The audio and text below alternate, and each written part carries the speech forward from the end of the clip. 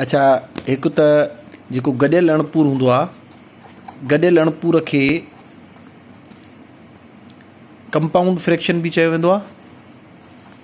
ठीकु आहे। ऐं जेको आहे सो आम तौर ते हिन खे मिक्स्ड फ्रैक्शन बि चयो वेंदो आहे। सो ईअं न हुजे तव्हांखे जेकॾहिं क्वेश्चन अचे त हिन खे मिक्स्ड फ्रैक्शन में चेंज कयो या which of the following is mixed fraction, तव्हां परेशान थी वञो। ॿई नाला आहिनि, कंपाउंड फ्रैक्शन बि चयो वेंदो आहे, मिक्स्ड फ्रैक्शन बि चयो वेंदो आहे। हाणे जे नाले मुज़ाहिरा मिक्स्ड फ्रैक्शन न मतिलबु आहे त हुन में पूरो अदद ऐं अणपूर ॿई मिक्स हूंदा आहिनि।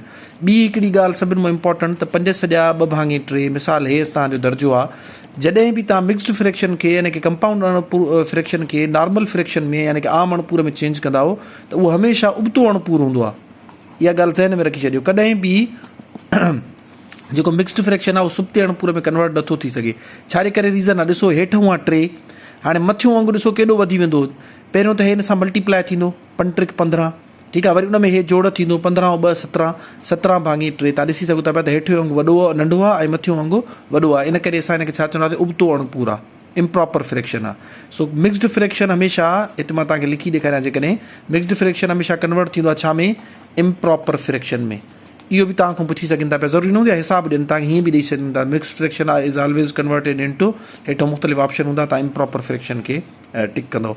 असां हिते हिननि जी जॻह ते 1 रखी सघूं था, यानी कि मिसाल था वठूं 1/2 हिकु सॼो हिकु मानी, यानी कि अहमद जेको आहे हिकिड़ी मानी पूरी खाधी ऐं जेका ॿी मानी हुई उन मुंहिंजो अधु खाधी अथई।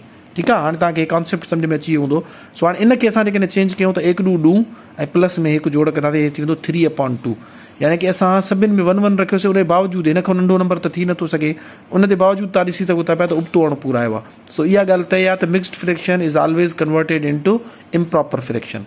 ठीकु आहे। इम्प्रॉपर फ्रैक्शन जेको मिक्स्ड फ्रैक्शन ऐं कंपाउंड फ्रैक्शन, इहा साॻी ॻाल्हि आहे। हाणे पाण नेक्स्ट वीडियो में सिखंदासीं त जेकॾहिं असांखे आम अणपूर मिलियल हुजे त उन मां वापसि असां मिक्स्ड फ्रैक्शन में कीअं कन्वर्ट कंदाऊं।